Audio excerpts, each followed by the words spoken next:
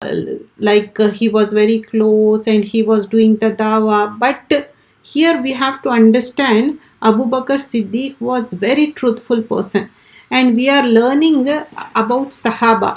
We are doing a book called this about Khalifa. So these Khalifas, in this today we're going to learn Khalifa goes to the bazaar. From that time he was a young man. Abu Bakr Siddiq was in business of buying and selling clothes. Before the days of Islam, yani before he became Muslim, he was a businessman. So he was doing that. He used to travel to the great cities of Palestine and Syria in the search of finest, most beautiful cloth to sell in his hometown. So who was doing that? Abu Bakr as-Siddiq was doing that. Okay, you got it? Okay. When Abu Bakr as-Siddiq became Khalifa, he became Khalifa, he felt that he should earn his own living instead of taking money from the government. When somebody has their own job, it is good, right? So he want to have his own job.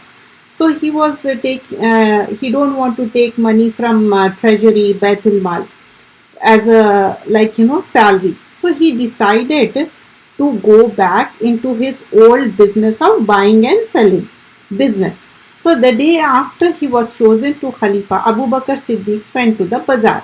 Bazaar, he went out to buy, with a large roll of cloth on his shoulder to sell. When he arrived there, Umar radiallahu anhu saw him with the roll of cloth on his shoulder. So he was curious as to what he was doing. Umar asked the Khalifa, "O Abu Bakr, what brings you here this morning?" "I have come to earn some money so that my family can eat." Answer who? Abu Bakr answered this. I want to eat, I want to have some business. He want to have his own money. He was doing the business. So Umar thought he was just joking. Umar thought he was just making up. He is joking because everyone know that Abu Bakr was the leader of the Ummah and he has the final word in everything. So Abu Bakr, you are now a Khalifa. Replied who? Umar said, "You are Khalifa. You don't need to be going about the bazaar to earn a living." "But even a Khalifa needs to have food and clothing," said Abu Bakr.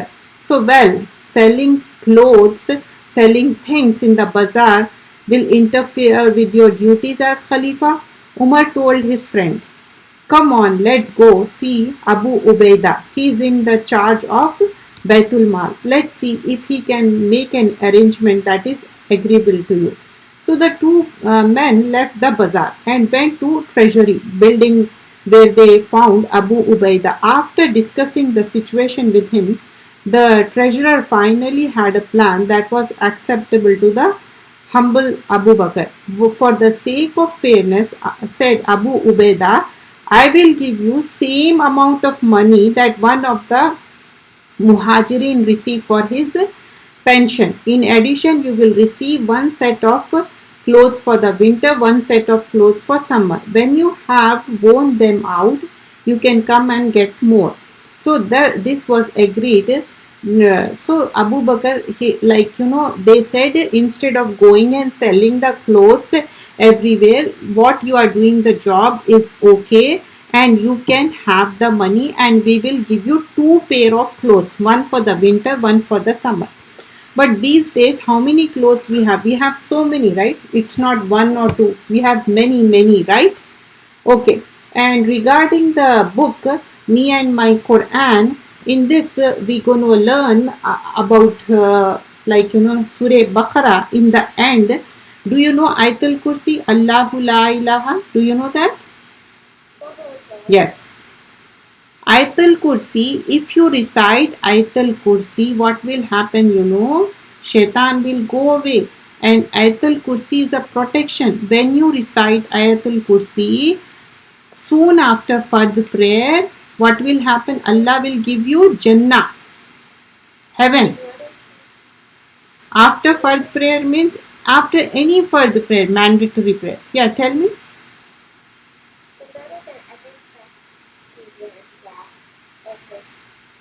There, you know that story, like, a thief comes and he wants to steal, and he was trying to come again and again. Do you know that story about Aital Kursi? Okay.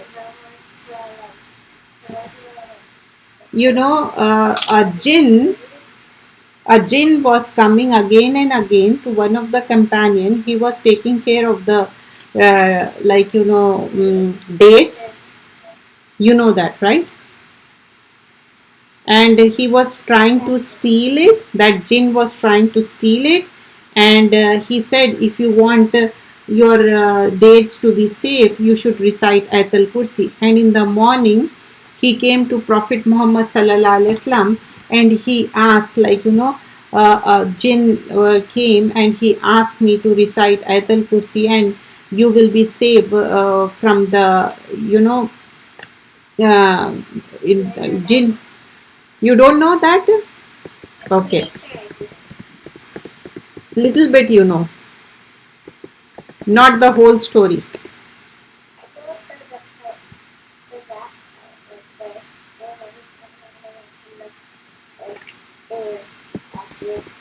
It was Jinn. Yeah, he told that it was Jinn. He was, even though he's a liar, but he was saying the truth.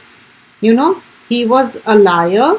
He was not a truth person, but what he was saying was a right thing. So the whole story regarding Allahu la ilaha illahu al hayyul qayyum, that one.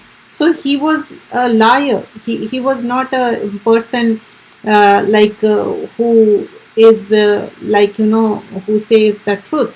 But when comes to, what we learn from this, that even though he was a liar, but jinn was saying the truth about this. You understand? So the story behind this, you should know that. Okay. So sallallahu alaihi wasallam, there was a huge, they have so much dates, and they want to safeguard those dates. Muhammad sallallahu alaihi wasallam said, you have to take care of the dates in the night, and nobody should steal, because that is for the people. And but every night that jinn is coming and he's stealing it. So he said, what makes you do that? He was saying, why you are coming again and again?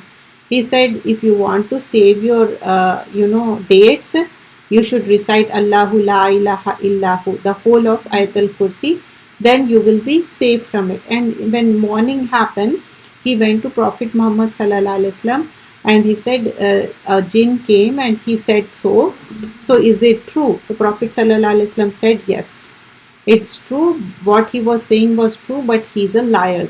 Jinn mostly they lie, but what he was saying was correct. So this story is there. This is called Hadith. Okay, this is called Hadith. The story behind it. What is Hadith? The Sunnah, or the saying of Prophet Muhammad sallallahu alaihi wasallam. And try to do your Ayatul Kursi when you go to sleep also, even after the Fard prayer. You do it, right? Okay. Okay, that's good. So that's the thing. And we are doing Asmaul Husna, that is called the names of Allah subhanahu wa ta'ala, Ar-Rahman and Ar-Rahim.